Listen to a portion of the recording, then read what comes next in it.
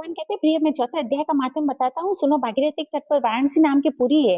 वहाँ विश्वनाथ जी के मंदिर में भरत नाम के योगिनिष्ठ महात्मा रहते हैं, जो प्रतिदिन आत्मचिंतन में तत्पर होकर आदरपूर्वक गीता के चतुर्थ अध्याय का पाठ किया करते थे। उसके अभ्यास से उनका अंतःकरण निर्मल हो गया था। शीत उष्ण आदि द्वंद्व से कभी व्यतीत नहीं होते थे। एक समय की बात है, वे तपोवन नाम की सीमा में से देवताओं का दर्शन करने की इच्छा से भ्रमण करते हुए नगर से बाहर निकल गए। वहाँ बेर के दो वृक्ष थे, उन्हीं की जड़ में विश्राम करने लगे। एक वृक्ष की जड़ में उन्होंने मस्तक रखा, दूसरे में मूल में उनका एक पैर टिकाव था। थोड़ी देर बाद जो तपस्वी चले गए तब बेर के दोनों वृक्ष 5-6 दिनों के भीतर सूख गए, उनमें पत्ते और डालियां भी नहीं रही। तत्पश्चात दोनों वृक्ष कई ब्राह्मणों के पवित्र ग्रह में 2 कन्याओं के रूप में उत्पन्न हुए।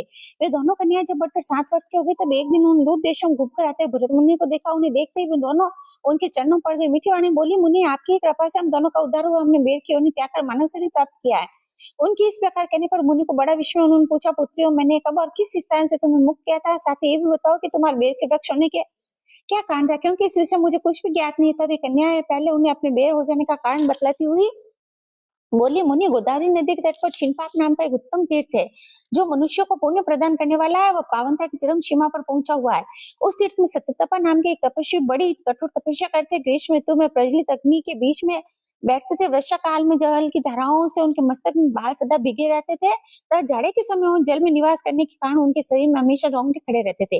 वे बाहर भीतर सदा शुद्ध रहते, समय पर तपस्या करते और मन और इंद्रियों को संयम रखते हुए परम शांति प्राप्त करके आत्मा में रमण करते थे। वे अपनी विद्वता के द्वारा जिससे व्याख्यान करते थे उसे सुनने के लिए साक्षात ब्रह्मा जी प्रतिदिन उनके पास उपस्थित होते प्रश्न करते थे। ब्रह्मा जी के साथ उनका संकोच नहीं रह गया था, तो उनके आने पर भी सदा तपस्या में मग्न रहते थे। परमात्मा के ध्यान में निरंतर संलग्न रहने के कारण उनकी तपस्या सदा बढ़ती रहती थी। सत्य तपा को जीवन मुक्त के समान मानकर इंद्र को अपनी समृद्धि शाली पद के संबंध में कुछ भय हुआ तो उन्होंने उनकी तपस्या सैकड़ों विघ्न डालने आरंभ किया। अप्सराओं के समुदाय से हम दोनों को बुलाकर इंद्र ने इस प्रकार आदेश दिया, तुम दोनों उस तपस्या में विघ्न डालो जो तो इंद्र पर्वत से हटाकर स्वयं सरका राज्य भोगना चाहता। इंद्र का आदेश पाकर हम दोनों उनके सामने चलकर गोदावरी के तीर पर जहाँ मुनि तपस्या करते थे आई।